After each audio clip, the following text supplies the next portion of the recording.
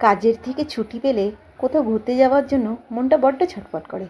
তার উপরে যদি কোনো অচেনা জায়গার সন্ধান পাওয়া যায় তাহলে তো আর কোনো কথাই নেই। কলকাতা থেকে খুবই কাছে স্বামীনারায়ণ মন্দির, সন্ধান পেয়ে বেরিয়ে পড়লাম। তো আমরা শিয়ালদা স্টেশনে এসে গেছি। তাই শিয়ালদা থেকেই আমরা যাব ট্রেন ধরে, কারণ বাসও আছে শিয়ালদা থেকে, যে ধর্মতলার 235 যে বাসগুলো আছে সেটাও যায়। তো আমরা ট্রেনে করেই যাব। ট্রেনে করে গেতে জার্নিটাও একটু কম হবে আর কি। মাঝের স্টেশনে আমরা নেমে গেছি। এবার এখান থেকে কিছু একটা বাস অটো কিছু একটা ধরতে হবে। চালু দেখাচ্ছি পরপর।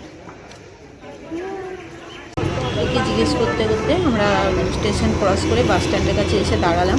এখানে বুঝতে পারছি না, অনেক বাস যায়। বাসে বলছে 1 ঘন্টা মতন সময় লাগবে। যেহেতু আমাদের হাতে সময় কম ছিল তা আমরা একটা ক্যাব বুক করে নিয়েছি। তোমরা চাইলে নিজস্ব গাড়ি বা বাসেও আসতে পারো। মন হারবার রোডের উপর সুবিশাল নান্দনিক এই মন্দির। নিজের গাড়িতেও আসতে পারেন। মন্দির চত্বরে পার্কিংয়ের সুবিধা আছে। মন্দির খোলার সময় সকাল 11টা থেকে 12টা পর্যন্ত, আবার বিকেল 4টে থেকে রাত্রি 8টা পর্যন্ত। বিশাল প্রাঙ্গণ জুড়ে অবস্থিত অদ্ভুত সুন্দর এই মন্দির। তাছাড়া সুন্দর মনোরম পরিবেশ, সবুজের আচ্ছাদন মনকে আরও ভালো করে দেয়।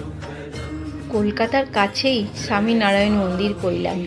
কথিত বহু বছর আগে স্বামীনারায়ণ দক্ষিণ ভারত থেকে এই রাস্তা দিয়ে গঙ্গাসাগর গিয়েছিলেন। প্রায় 200 একর জমির উপর তৈরি এই মন্দিরের অনেকগুলো অংশ আছে। প্রধানত মার্বেল, বেলপাথর আরও লাল পাথর ব্যবহার করা হয় এই অসাধারণ মূর্তি। গড়ে তোলা হয়েছে এই অপূর্ব সৌন্দর্য মন্দিরটি।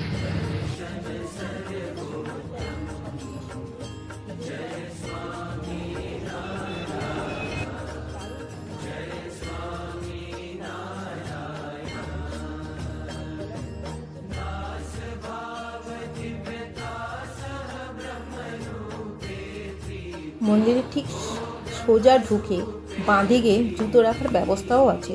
জুতো রেখে আপনাকে ওপরে উঠতে হবে ভেতরে যাওয়ার জন্য। ভেতরে ঢুকার আগে আপনি বাইরে থেকে প্রসাদ কিনেও নিয়ে যেতে পারেন।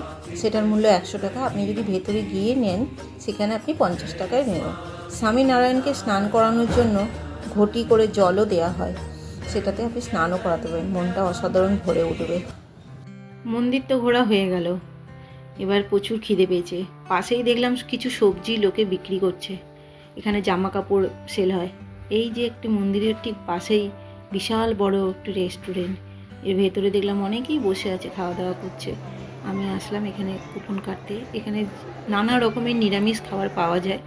আপনি চাইলে এখানে বসে খাবারও খেতে পারেন। আপনি যদি মনে করেন যে সকালে আসবেন, এসে এখানে খেয়ে দিয়ে আবার বিকেলটা এখানে কাটিয়ে যাবেন, একদম ভালো। এখানে আমি টিকিট কেটে নিলাম। আগে থাকতে বিল করে নিতে হবে কি কি খাবেন আপনি, তার উপর আপনাকে আগে এখানে বিল করে নিতে হবে।